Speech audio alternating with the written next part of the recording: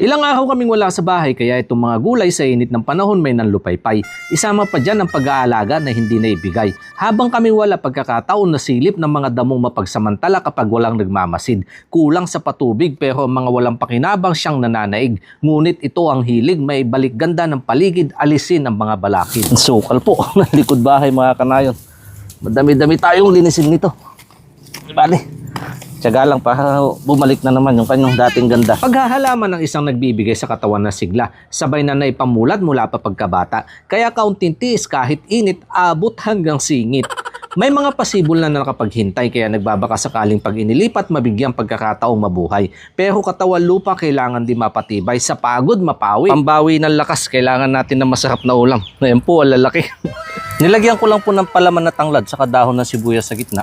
Iihawin ko na lang. Hanapan ko na lang po ng mga gulay-gulay dyan sa paligid. Saging na hindi naalagaan pero may pusong pasalubong na naghihintay. At sa puno sumibol ang kapares na labong. Dito ako hindi makapaniwala. Buhay talaga sa paghahalaman, mahiwaga. Binalatan sa kakinayod sa maninipis na hibla. Sunod na pinakuluan, pait mabawasan pinalamigan. Sa puso parehong paraan. Kinamas sa suka at asin, pakla maiwanan mapanatili ang kulay di agad mangitim. Dito ko na po sa palayok isasalang mas makulob ang lasa. Luya unang lagay pinaalatan ng bagoong. Patak ng betchin sa 3 pampalasa ayos na. Pagkakulo lagay ng labong at puso sabay na. Andyan pa bunga ng sampalok upang katas sumabog na sa loob. Malunod sa asim lasap ang bawat sandok. Saktong yung inihaw nagparamdam. Binalikan maluto ng dahan-dahan magkabilaan at yung sabaw dito na tinikman. Oh, sabaw pa lang. Balik sigla ang katawan. Nagimasin mayang. Itaw mo na ang bahaw, pakihango na din ng inihaw. Pisat ng kalamansi sa bagoong na may sili, masarap ang sausaw. Kapag ganito ang ulam, balik sigla ang katawan. Masarap lantakan, umulan, umaraw. Napakabuti niyo po, Ama. Sa isang na naman pagpapalang pinagkaloob mo yung araw. Nilalapit ko po ito in Jesus' name. Amen.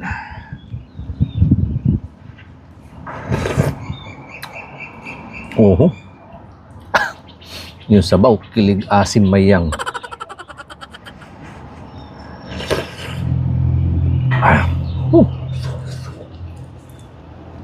Sariwa yung gulay. Na mainit-init kaya po ang sarap ng bagsak sa sikmura.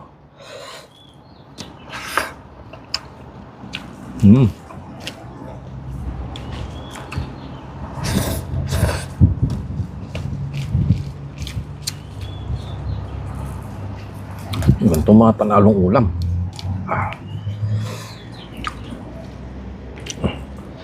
Luto po siya hanggang loob.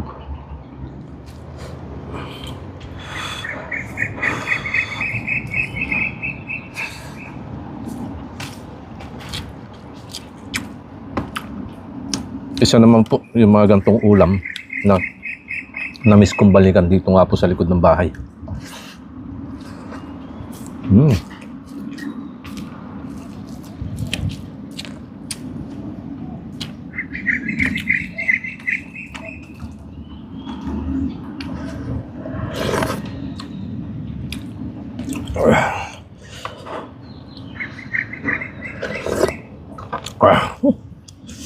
Sarap.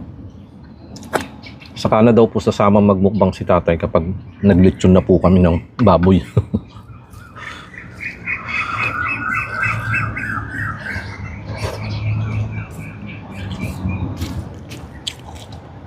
Sarap.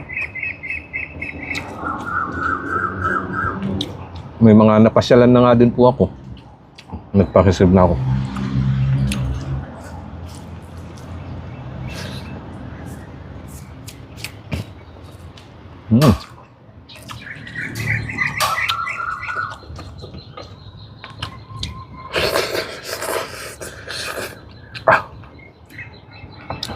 Kaunting buto lang yung nakuha ko pero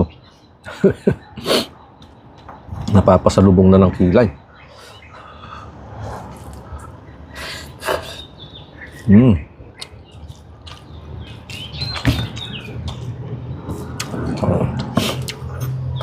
Ngayon, balik na po ulit tayo dito sa likod ng aking paboritong tambayan. Comment ka.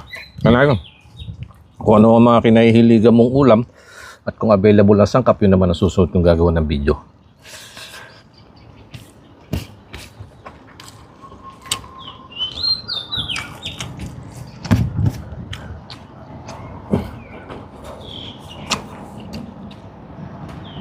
Yun hong bago ako umuwi. 2 buwan yun. Sunod. Mga niluluto ko. Halos. Request lahat. Uy! Vlog.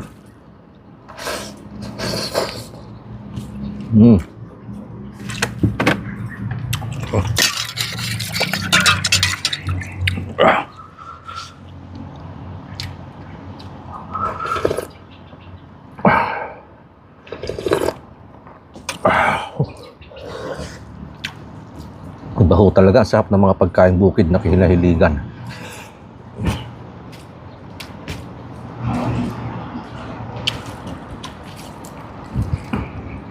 No?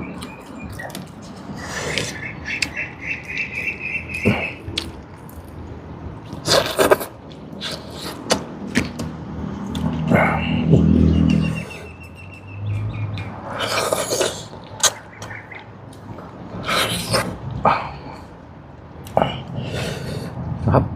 Mainit pa nga lang.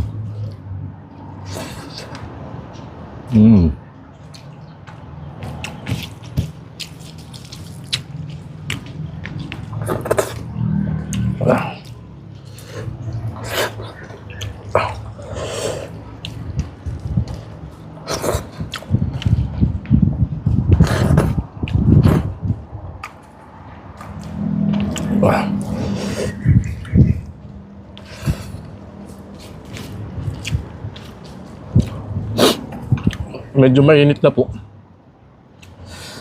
Papahinga muna ako magpatapos kung kumain mga kanayon. Mamayang hapon nahuulit namin tutuloy yung paglilinis dito sa likod.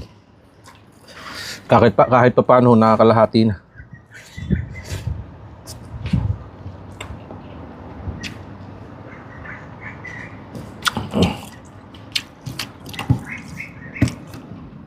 Ito sa bandang likuhan, medyo patapos na.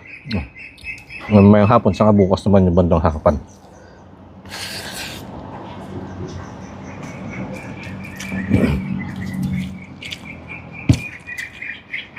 Unti-unti lang ho, matatapos din yan. At pag nalinisan ko na, yan, saka ulit ako magtatanim ng mga bagong punla.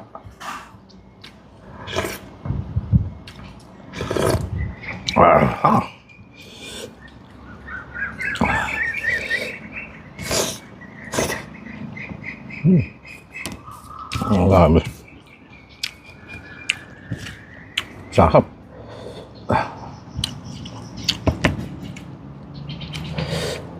Saan yung belly niya?